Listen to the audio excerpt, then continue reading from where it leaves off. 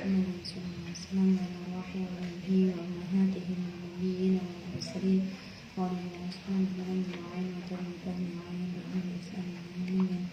الفاتحة.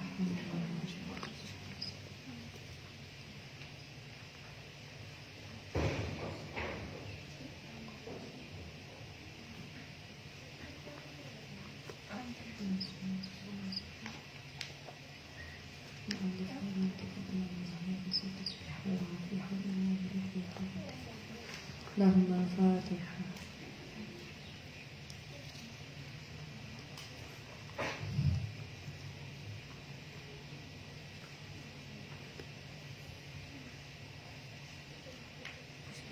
لهم الفاتحة.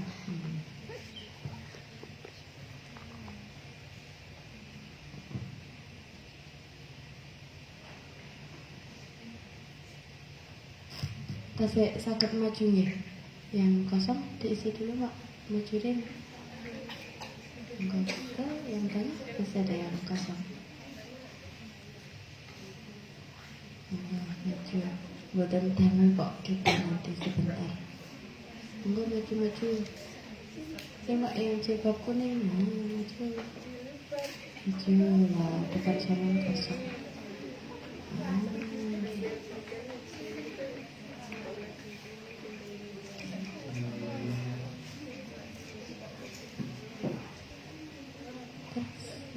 Terus.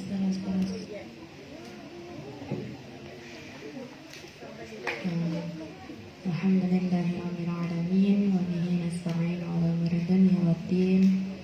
Wassalatu wassalamu ala asyrafil anbiya'i wal mursalin sayyidina wa maulana Muhammadin wa ala alihi wa sahbihi ajma'in. Amma ba'du.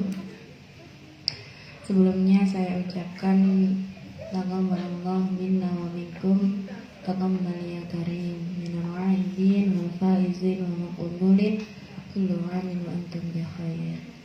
Saya mohon maaf untuk segala khilaf yang saya perbuat, baik yang saya sengaja ataupun tidak, dari perbuatan maupun dari perkataan, zahir maupun batin. Saya mohon maaf Mbak. Hari ini masih bulan Syawal, tanggal 15 yang itu deh. Jadi masih di nuansa Syawal, kita sama-sama berdoa semoga amal ibadah kita selama bulan Ramadan dan sebelum-sebelumnya diterima oleh Allah Subhanahu wa taala dan kita benar-benar dijadikan insan hamba yang fitri kembali. Dan tahun berikutnya, hari-hari berikutnya, semoga kita dimampukan untuk menjalani aktivitas kita menjadi lebih baik lagi, sehingga kita semakin lebih siap untuk bertemu dengan Ramadan dengan keadaan yang jauh lebih baik lagi. Amin Allahumma amin. Baik Bapak santri semuanya, malam hari ini kita ngaos pertama nggih. Alhamdulillah kebetulan Uyunul Masaid. Sebelum kita mulai, mungkin ada yang mau ditanyakan, ada oleh-oleh dari rumah misalnya, jenengan ada percakapan dengan keluarga, teman, kerabat, misalkan ketika bertemu tidak sengaja membahas masalah haid ataupun nifas, dan mungkin ada beberapa yang membuat sampean bertanya-tanya, kok tidak sama dengan yang pernah saya dengar, begitu ya. Monggo boleh disampaikan.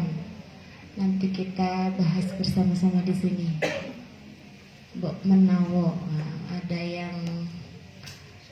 yang mengalami kegalauan. Monggo silakan kalau ada yang mau ditanyakan.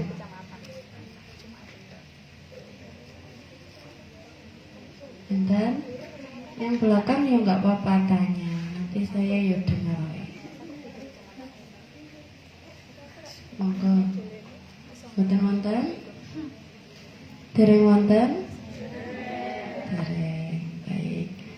Kalau begitu kita lanjutkan Mbak nggih. Kemarin sampai di bab nopo?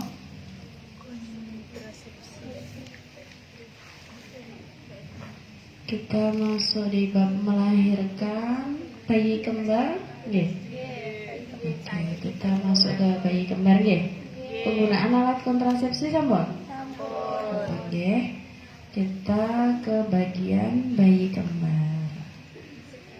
Baik, kita baca bersama-sama Mbak nggih.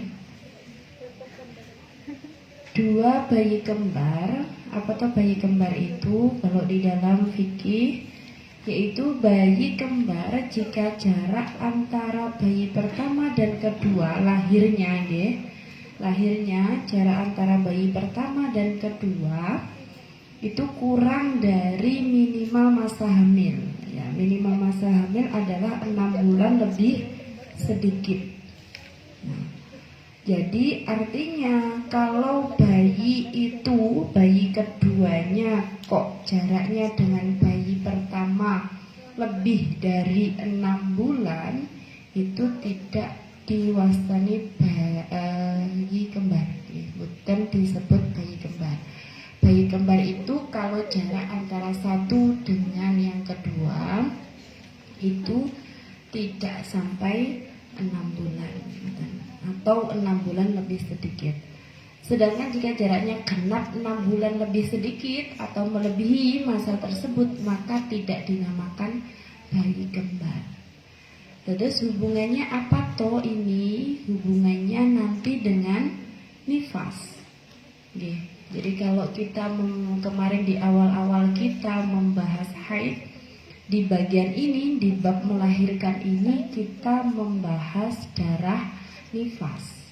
Bagaimana nifasnya perempuan yang melahirkan kembar? Kalau ini jaraknya kelihatan lama, bagaimana kalau yang jaraknya sebentar, katakanlah 5 jam atau 6 jam, bagaimana menghitung nifasnya? Padahal seperti yang sudah saya sampaikan bahwa jarak antara nifas dengan haid itu bahkan hanya persekian detik saja. Maknanya kalau bayi pertama dan kedua jaraknya katakanlah ada sekian jam nggih. Terus menghitungnya nifasnya di mana? Apakah setelah lahir pertama atau setelah lahir kedua? Nah, nanti hitungan genepnya 60 itu yang mana? Gitu. Jangan-jangan nanti ketika sudah berhenti saya tidak paham bahwa ini nifas atau tidak. Dan kemudian keluar darah lagi. Jangan-jangan saya tidak menghukuminya haid, tapi justru saya hukumi istihadah. Ini kan berat. Nanti kalau ikut pendapat yang asal kan istihadah itu perempuan yang nifas lebih dari 60 hari bisa jadi yang dihukumi nifas hanya setetes. 60 hari yang lalu kan harus mengqadha sholatnya. Kalau bersambung, nah itu kan berat sekali. Makanya bagian ini menceritakan tentang itu. Hubungannya nopo toh bayi kembar dengan darah yang ada pada perempuan. Nah, ini hubungannya deh. Nanti ada di bab nifas. Nah, baik itu tentang bayi kembar. Kita lanjutkan kesunahan saat kelahiran bayi.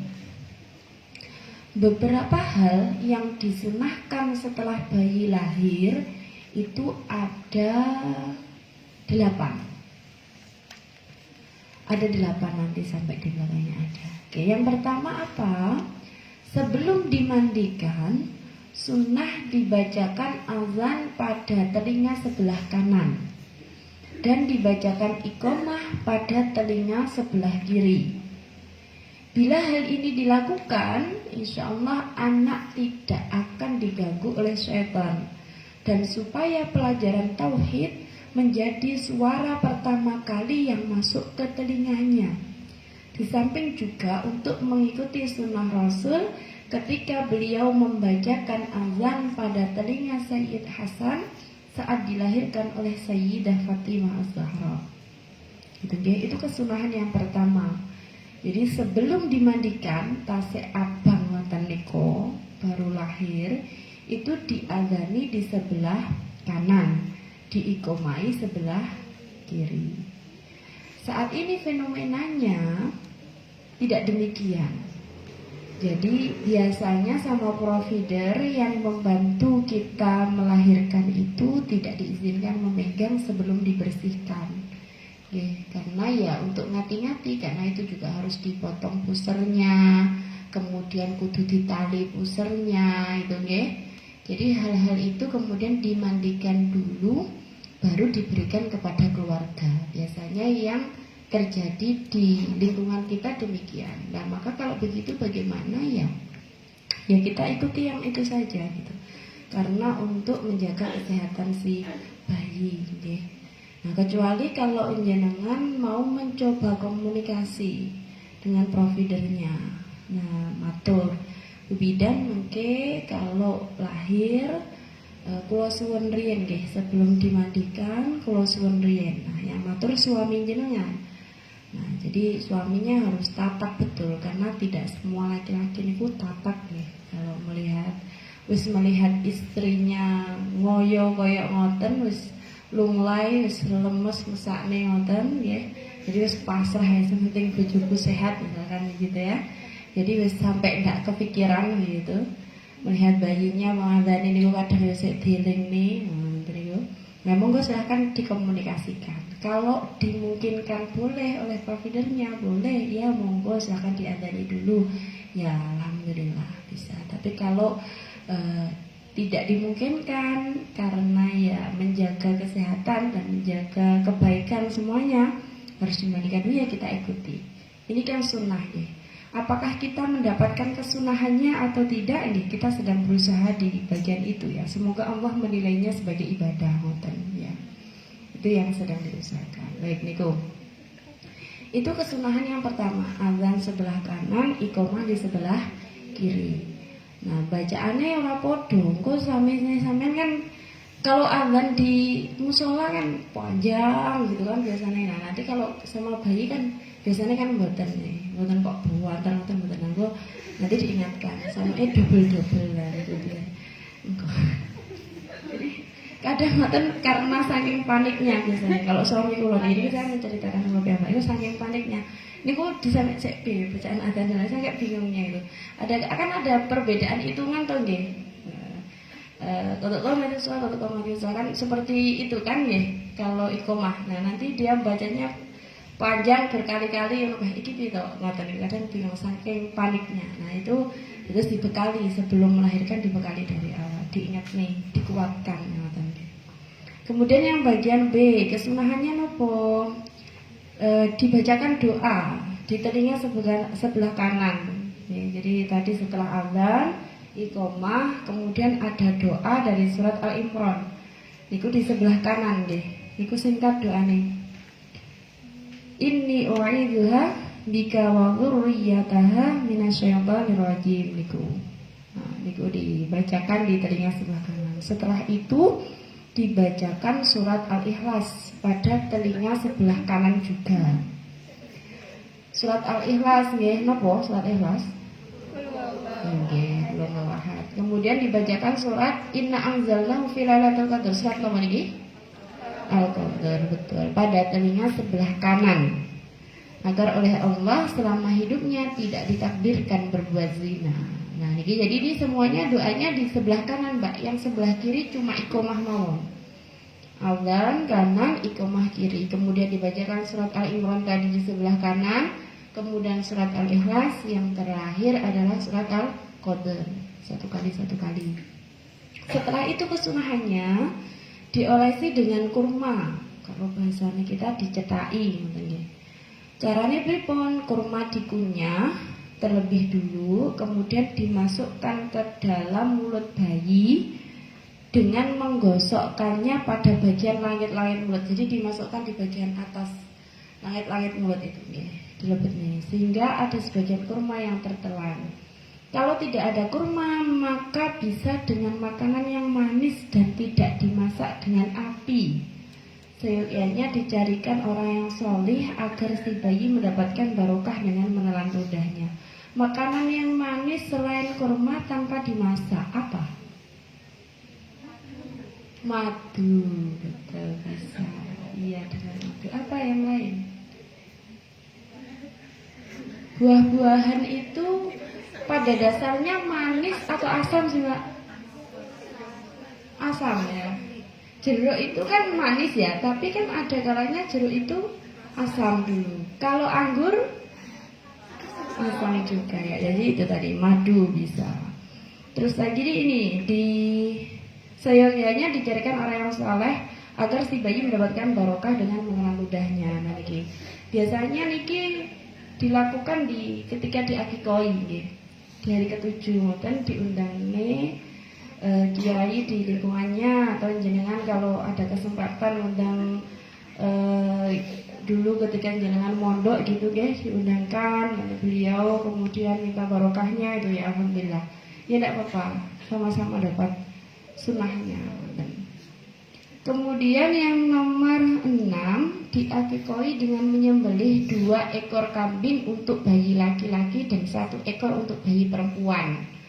Persyaratan kambing yang digunakan akikoh sama dengan kambing untuk kurban. Jadi syaratnya kambing kudu piye sama dengan syarat kambing yang untuk kurban. Di antaranya ya poel, tidak cacat, ngoten-ngoten niku nggih. Sudah poel terus mboten cacat, itu di antaranya. Dan hal ini dilakukan pada hari ke-7 dari kelahiran bayi. Jadi hari ke-7 biasanya nggih niku wau, akikoh niku wau, dibarengne niku wau, diakikoi dengan menyembelih 2 ekor kambing kalau laki-laki, kalau perempuan 1.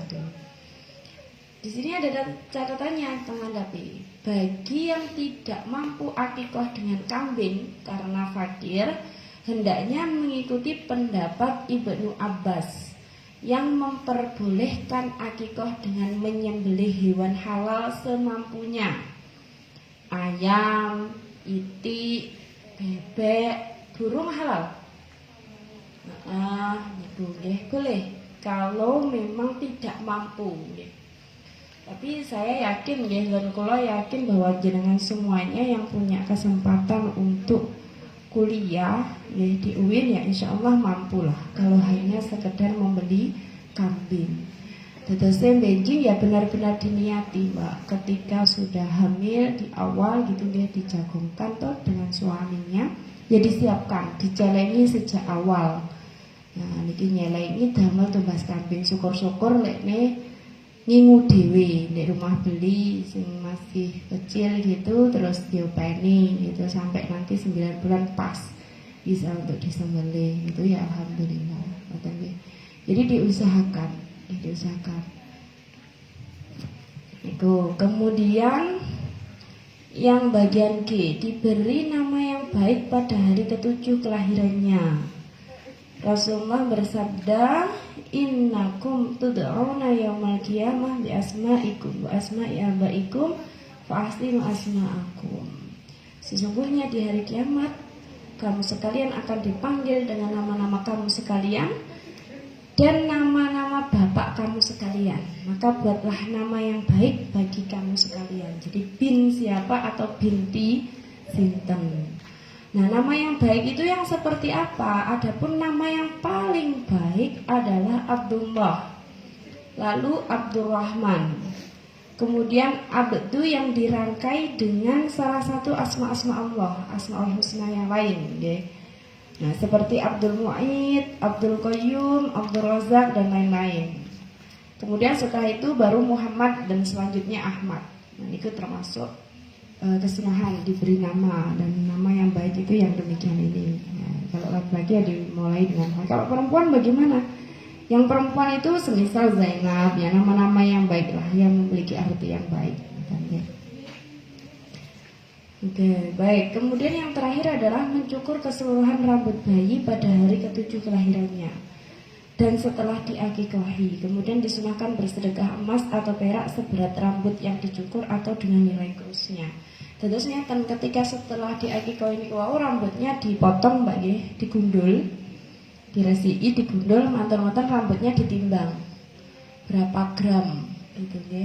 Nanti setelah ditimbang berapa gram, dikruskan dengan emas. Kalau sekarang emas harganya 1 jutaan misalkan ya. Jadi tinggal ngeping nih, pinten gram. Kalau 3 gram ya berarti 3 juta. Kemudian itu dipakai untuk sedekah. Diniati sedekah. Apakah maksudnya emasnya yang disedekahkan? Boten harus seperti itu ya. Dikruskan, yaitu tadi nilainya saja yang dipakai untuk sedekah itu. Dan itu kesunahannya. Jadi ada berapa tadi? 8 ya, 8. Nah, niku wau kesunahan dados dipelajari betul ketika mau melahirkan nggih. Nah niki. Alhamdulillah kalau syukur-syukur suami jenengan sudah paham berkaitan dengan ini. Nah, tapi tetap saling mengingatkan. Pun supaya Mas mungkin lahir diadani sebelah kanan, diikomai sebelah kiri. Kemudian diwasne doa surat Al-Imran iki. Kemudian Al-Ikhlas, kemudian Ina'udzubillah. Nah ngeten iki kadang nggih supe, mergo kan melahirkannya tidak setiap hari. Ketahunan itu ini kan ngoten. Terus kadang nggih lali, makanya nggih bukune aja sampai ilang.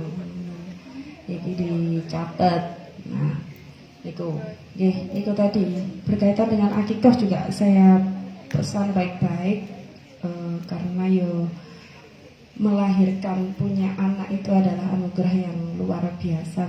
Semua orang itu senang kalau punya putra itu. Rasanya di pernikahan itu kalau sudah punya putra itu lebih bahagia. Jadi enten sing tibet nih. Jadi kalau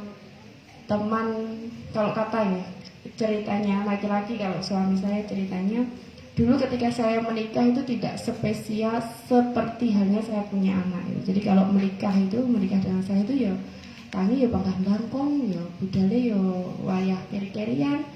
Kemudian ya rokok arepe nyalon dhisik mboten. Jadi ya biasa saja gitu, tidak ada heroiknya. Tapi kalau punya anak itu mulai hamil sampai kemudian mau melahirkan apalagi itu bahagianya itu berlipat gitu. Ingat betul gitu. Jadi ingat betul, ingat dengan jamnya, ingat dengan segalanya. Momennya itu ingat betul. Bahkan kalau temannya suami itu mengatakan setiap kali istri saya melahirkan, cinta saya kepada istri saya itu bertambah. Jadi putranya sudah 3 itu ya setiap kali melahirkan anak pertama tambah cinta, anak kedua tambah sayang lagi sama istrinya, anak ketiga tambah sayang lagi. Itu bahagianya punya putra. Dia demikian. Makanya sebagai rasa syukur itu ya diusahakan, dijalani betul. Pokoknya disiapkan nanti punya anak, berarti ya kudu lagi toi. Kalau laki-laki ya sekian, kalau perempuan sekian, berapa tuh harga kambing. Nah sekarang kan banyak nih Mbak, kalau jenengan kan nggak usah repot-repot di rumah, pesen aja di banyak kan sing saged masak nih ngoten, ini untuk akikoh pesen ini kambingnya sebesar ini, nanti sampai rumah sudah mateng. Mau dimasak apa, dimasak krengsengan, dimasak gulai, dimasak sate, dimasak apa, tinggal requestnya. Itu enak sudah. Nanti di rumah ya sing gawe dahar niku, sing gawe berkatan ya iku. Itu enak arek ngirisne opo, ngoten ditambahi apa gitu ya. Udah enak. Ngoten mawon, simpel nggih. Nanti diniati betul karena setiap anak itu membawa rezekinya masing-masing. Jadi mboten usah khawatir. Selalu enak bagiane dan nggih. Itu pesan saya tentang akikoh. Diusahakan wong jenengan sakit kuliah sampai di sini, insyaallah untuk perkara-perkara seperti ini insyaallah dimudahkan. Baik, kemudian di bagian ini di faidah-faidah niki, itu barang siapa ingin istrinya melahirkan anak laki-laki, maka ketika awal kehamilan tangannya diletakkan di perut istri dengan membaca suaminya niki nggih. Suaminya mendoakan membaca doa dengan mengelus perutnya istri, Bismillahirrahmanirrahim. Allahumma inni usami ma fi batniha Muhammadan faj'alhu li dzakaran. Itu doanya di kitab niki.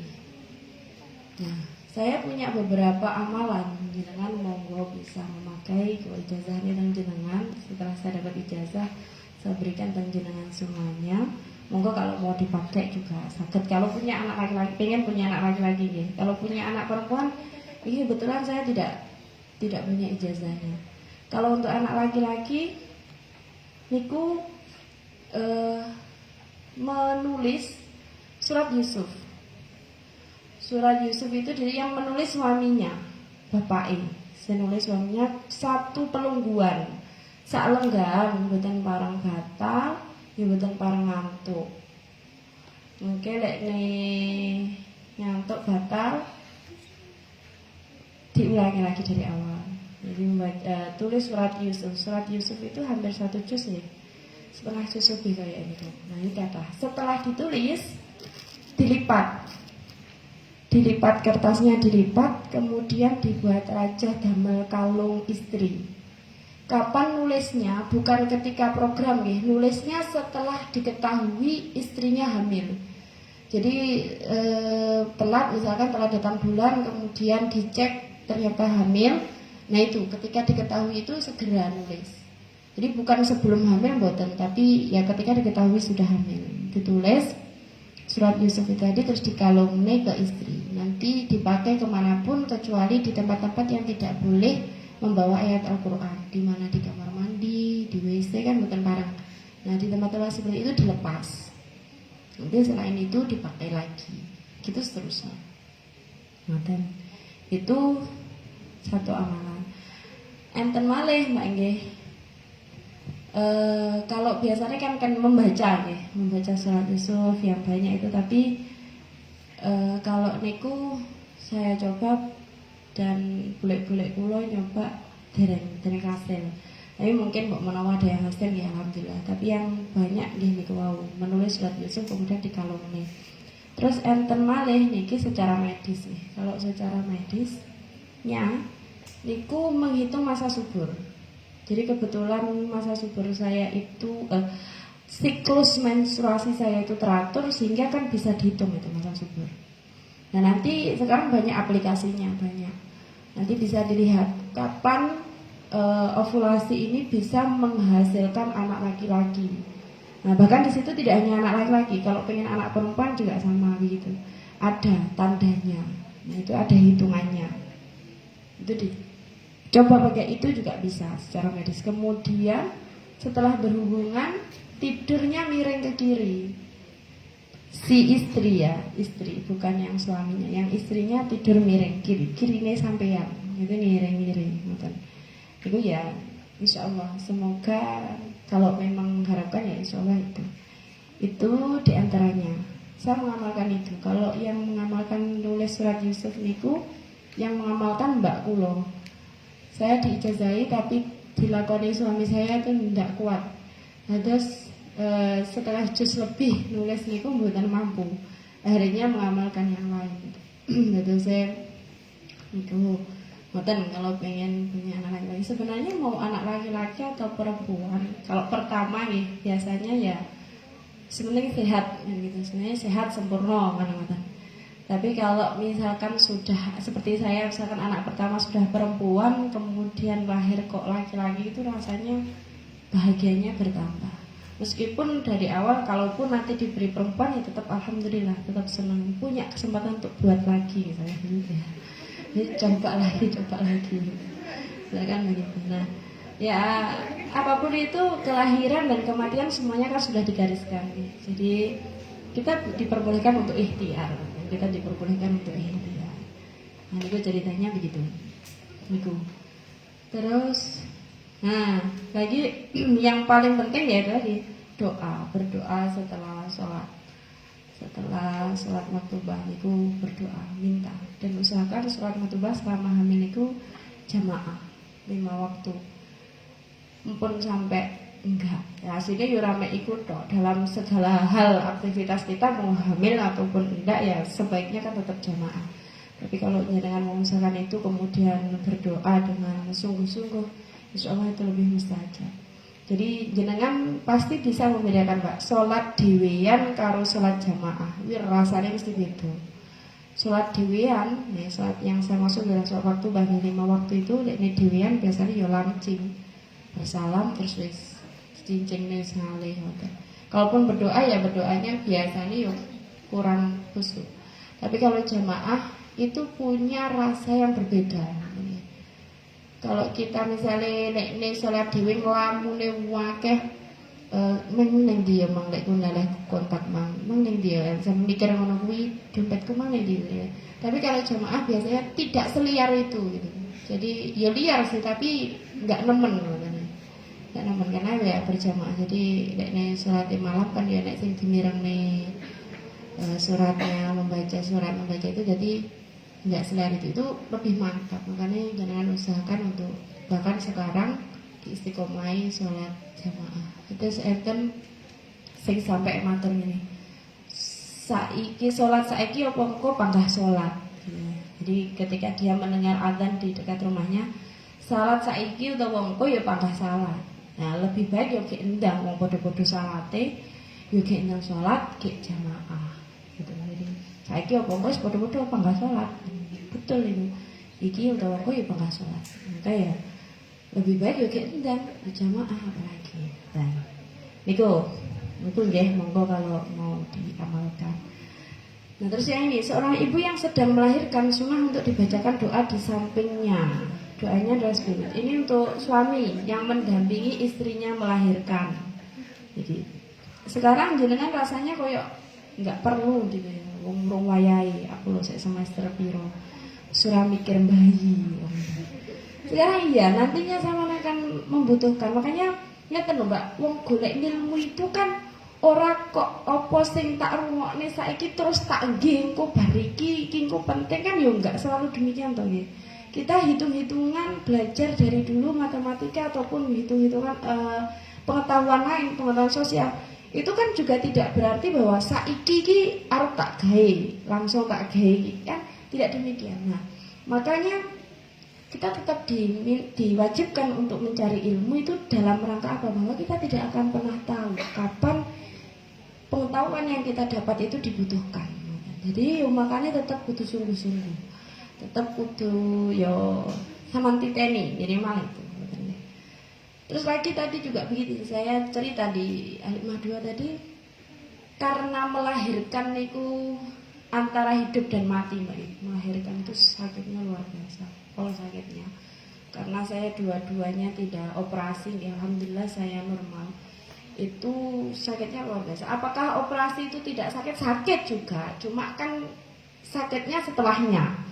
Sebelumnya justru karena kena bius tadi, jadi ketika melahirkannya itu kan nggak terasa, tapi justru sakitnya setelahnya. Kalau dipikir sakitnya mungkin lebih sakit nih. Beberapa yang bercerita itu sakitnya karena nggak lama, pulihnya lama. Jadi tinggi adus, kenaan banyu yo iso bedah maneh, tinggi aktivitas itu sakitnya sebenarnya lebih lama tapi setelahnya. Nah, apapun bentuk cara melahirkannya semuanya juga antara hidup dan mati. Jadi lorone ya luar biasa, apalagi kontraksinya sebelum melahirkan itu ya sakitnya luar biasa. Dan itu nggih wonten amalane, Mbak. Kalau ini tadi untuk suami yang mendampingi istrinya, jadi didoani. Tapi lek kula nggih damel amalan. Terus anak pertama dan kedua itu rasanya rapodo, Mbak. Sakit anak pertama itu luar biasa. Jadi mulai mules itu dari maghrib sampai lahirnya besok jam 8. Itu sakit yang terus menerus, luar biasa sakitnya. Jadi ketika pagi jam 8 itu sudah detik-detik mau melahirkan itu di situ saya menyerah sudah. Aku enggak kuat loh. Saya bilang aku enggak kuat, enggak kuat ngeten gitu. Tapi tetap disemangati karena ya wis sudah mau melahirkan, sudah tetap disemangati ya alhamdulillah bisa lahir. Tapi rasanya kayak enggak ada tenaga karena sudah menahan rasa sakit yang begitu lamanya gitu. Jadi begitu lamanya menahan rasa sakit itu. Jadi ketika melahirkan itu rasanya luar biasa, kesel wis ampun kayak wis enggak kuat ngeden loh. Nah, niku anak pertama. Anak kedua saya jadi punya pengalaman. Jadi anak pertama itu sekuwabeh donga tak gawe. Dadine cara kemantepannya kurang istiqomah. Kula ngamalkannya kurang istiqomah. Tapi anak kedua ini kula yakini dan saya istiqomahin. Iku kula ngamalkan setelah sholat 5 fardu itu. Setelah sholat 5 fardu baca sholat, niku saya baca surat Al-Qadr. Inna anzalna niku. Saoke-oke. Jadi tidak ada hitungannya, ya minimal 7. Tapi kalau bisa ya sebanyak-banyaknya 5 waktu. Saya baca Inna anzalna fil lailatul itu terus setiap selesai sholat. Kemudian di hari-harinya, mboten selesai sholat, di hari-harinya saya elus di perut kalau sudah mendekati 7 bulan dan mau melahirkan itu saya doa Hanan waladat Maryam waladat Isa ukhruj ayyuhal maulud bikutratil malikil ma'bud. Nanti banyak itu di Google, sampean cari banyak. Sekarang Hanan waladat Maryam itu sekarang di TikTok bahkan itu banyak seperti itu amalan. Niku di lusnya di perut sampean setiap kali itu sampean membaca itu. Alhamdulillah kelahiran kedua itu mulai detik saya merasakan sakit sampai melahirkan itu detik per detiknya saya itu bisa merasakan bahkan sampai sekarang. Bukan hanya merasakan tapi menikmati gitu. Dadosnya tidak ada rasa lelah, takut dan sebagainya mboten, tapi saya menikmati, wah rasanya begini. Terus nanti kontraksi itu kan rasanya suwaket kemudian boten, suwaket kemudian boten kan gitu. Nanti kalau sudah mendekati mau melahirkan suwaket terus gitu, kayak tegang gitu di perutnya itu kaku. Nah itu saya merasakan betul. Kalau anak pertama enggak bisa saya mbak. Anak pertama itu rasanya semek loro terus rumah santi kulo. Kalau anak kedua itu saya bisa merasakan. Jadi iki pas loro, iki jam sekian ini sakitnya sekian detik, berhentinya sekian detik, itu saya masih ingat betul. Nah itu saya bisa merasakannya bahkan sampai ke provider, ke bidan. Jadi saya ke bidan itu sampai bidan sekitar 12:30, 12:30 saya sudah melahirkan. Sakit 6 menit ya di tempat bidan itu. Jadi di rumah sampai perjalanan ke tempatnya bidan saya masih bisa menahan. Nah di rumahnya yang sebenarnya itu sudah saya rasakan dari pagi, niku saya masih tahan karena saya tahu betul oh iki carane sakitnya sedikit sebentar, semet-semet sebentar, kemudian sembuh. Itu saya masih bisa beraktivitas, saya menikmatinya gitu. Nah saya baik-baik saja, pokoknya menikmati lah mbak. Jadi rasanya menikmati, yo sambil menyiapkan mental, oh, nanti saya melahirkan, saya harus kuat, tenaga saya itu sambil itu. Jadi karena si bayi kulon iki yang kedua itu lahirnya lebih cepat dari perkiraan provider ya. Saya bahkan belum menyiapkan oborampen nih, belum saya siapkan. Itu dalam keadaan sakit itu saya masih menyiapkan barang-barang itu. Saya masukkan, kemudian saya bahkan masih bisa tidur. Ketika suami saya tanya, "Piye Dek, budal saiki opo engko?" Allah mungkin mawon, saya masih bisa menahannya, saya bilang gitu. Jadi suami saya bisa tidur. Kemudian baru saya bangunkan jam 12 kurang seperempat. Ingat kula niku jam 12 malam, kurang seperempat saya bangunkan, saya bilang, "Mas kula pun mboten kuat." Gitu. "Ayo berangkat sekarang." Itu naik sepeda motor, jadi perjalanan itu ya saya tetap bisa ngrasakne Mbak napa ya mboten kok suwakit gitu. Tetap bisa nahan lah, intinya tetap sakit nahan dan saya merasa baik-baik saja. Nah niku nggih insyaallah nggih niku wau. Kula ngamali anzalna itu tadi. Kula mantep, jadi berapa banyak amalan yang saya dengar kula mantep, yang saya mantepi pundi yaitu yang saya amalkan. Itu kemudian saya doa Nabi Maryam itu bahkan di tempat provider itu sudah mendekat itu tuh semakin banyak saya membacanya. Karena nyapo kok ngoten Mbak, mau sakitnya sebentar-sebentar sakit apa langsung sakit, di antara keduanya tetap kita akan merasakan sakit. Jadi dek kula diminta memilih ndang ngrasakne luwore bar kuwi ndang wis. Jadi saya juga begitu. Jadi kalau kuwencane menurut Maryam itu saya kuwencane saya terus saya urus perusahaan itu semakin saya baca semakin banyak semakin cepat rasanya Mbak. Itu saya merasakan betul terus. Jadi karena saya mboten betah saking lorone, jadi dibaringkan gitu saya enggak betah. Saya minta didudukkan kemudian berdiri. Ketika saya berdiri itu tadi itu langsung pecah Mbak. Napa? Tubanku langsung pecah. Paromaten ternyata bercampur darah dengan air itu suami saya sudah teriak itu karena takut sama darah ya. Jadi beliau itu takut sekali sama darah. Wis muak dan kula diseneni. Wah, aku harus melahirkan malah kok seneni to Mas saya. Terus saya lagi didudukkan lagi ke berbaring itu pun di situ saya sudah ngeden sudah mau melahirkan. Jadi saya merasa bahwa melahirkan saya yang kedua itu saya menikmatinya. Meskipun sakit tapi saya menikmatinya dan bisa merasakannya detik per detiknya. Dan alhamdulillah anak saya lahir dengan sempurna. Karena yang dimintakan itu pokoknya lengkap, tangannya lengkap, jari-jarinya dihitung lengkap. Jadi kalau ini pengalaman ibu, suami dan semuanya itu ketika lahir itu yang dilihat apa?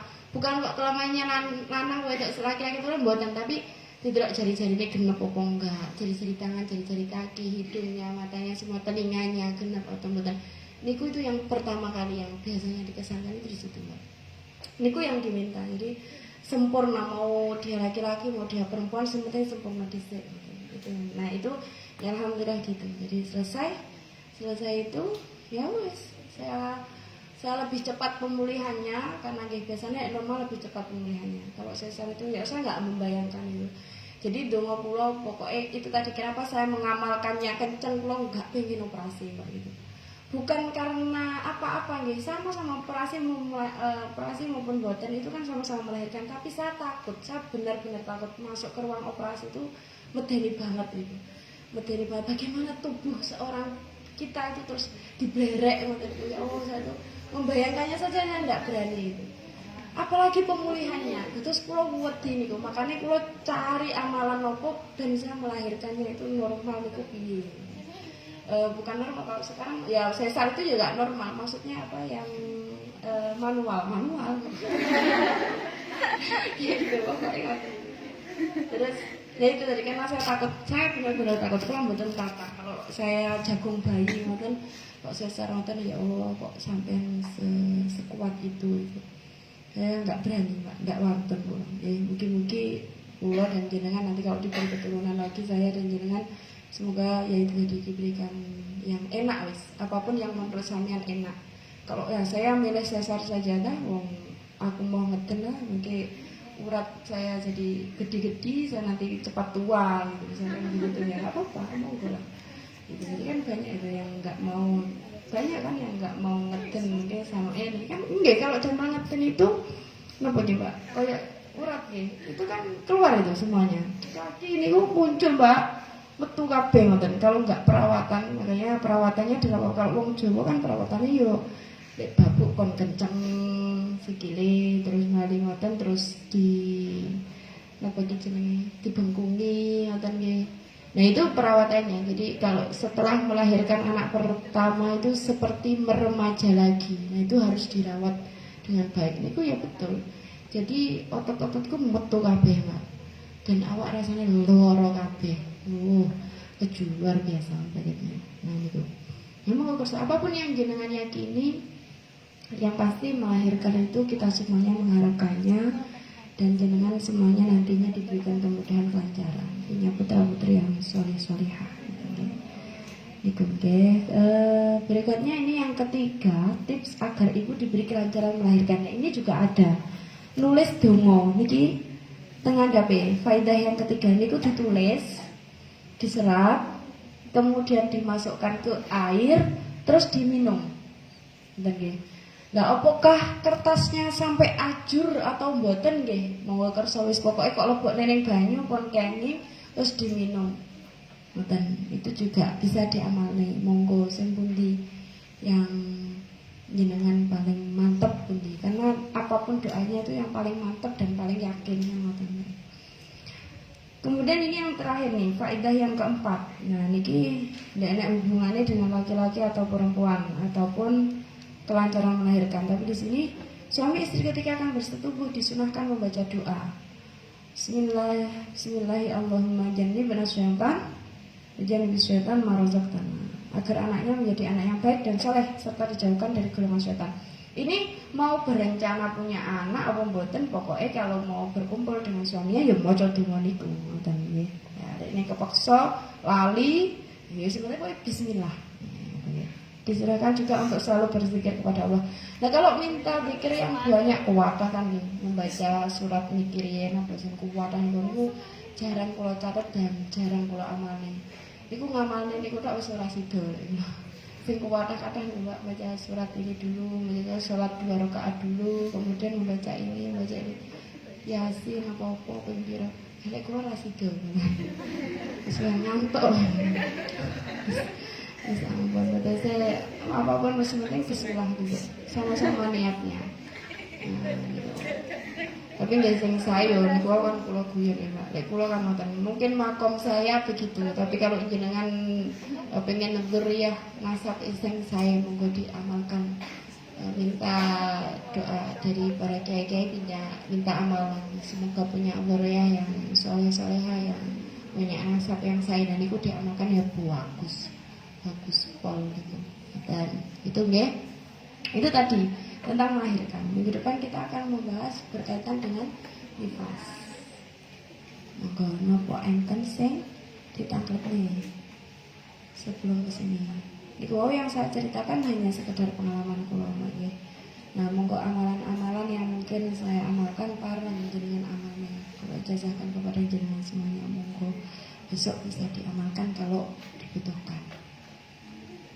Ada yang mau ditanyakan? Monggo, Bun. Niku bate sing melahirkan bayi kembar. Oh nggih, niku mending saya bahas di bab nifas. Nggih. Oh nggih, monggo pripun? Yang nopo tadi? Misalkan nek mantan melahirkan kan wajib mandi, bisa mandi wilatan niku nggih. Lah misalnya melahirkan bayi kembar, lah jarak kedua bayinya niku mboten sampai 1 jam atau dekat mboten kula. Lah niku mandine 2 kali napa 1 kali ditaruh teng belakang si bayi kedua ini. Berkaitan dengan mandi wilada, niku ngeten Pak. Karena setelah mandi dalam kondisi kita melahirkan itu kita nifas, nggih. Kita mandi wilada itu nggih mboten sah. Kapan mandinya? Selesai nifas.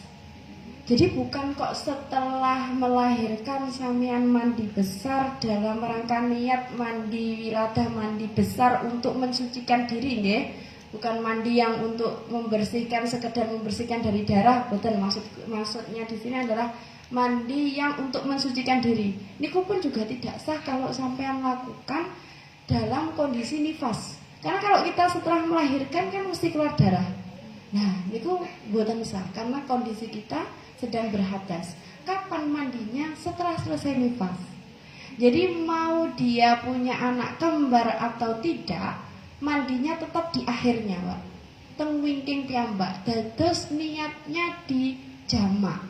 Mandi bersih dari nifas dan mandi setelah melahirkan tadi. Bersuci setelah melahirkan, bersuci dari nifas. Niku. Satu-satunya satu-satunya mandi yang boleh dijamak niku. Niatnya 2 untuk satu mandi untuk 2 niat sholat gitu. Jadi mboten saged kalau setelah kita melahirkan dalam kondisi nifas kita mandi wilada mboten sah. Nggih. Nah, itu tidak menggugurkan kewajiban sampean untuk mandi wilada, tidak mampu menggugurkan karena kondisi kita sedang berhadas. Nah, jadi maka kapan ya nanti setelah selesai nifasnya. Nggih. Niku berkaitan dengan mandinya. Kalau berkaitan dengan hitungannya kita bahas minggu depan nggih. Nifasnya yang mana? Apakah jarak antara bayi pertama, bayi kedua itu nifasnya yang awal atau yang akhir? Nah, nanti ada beberapa pendapat ini dia karena ada banyak pembahasan karena khilafiyah. Pendapatnya banyak, Pak. Sudah khilafiyah, kemudian ada pendapat-pendapat lagi pula. Nah, niki makanya saya jelaskan minggu depan mawon. Ngoten nggih. Pripun? Sudah bisa dengerin? Ya, alhamdulillah. Ada yang lain? Monggo. Monggo, boten? Oke, minggu depan bisa kalau mau ditanyakan lagi. Baik, kita tutup dengan bacaan alhamdulillah bersama. Alhamdulillahirabbil Al-Fatihah.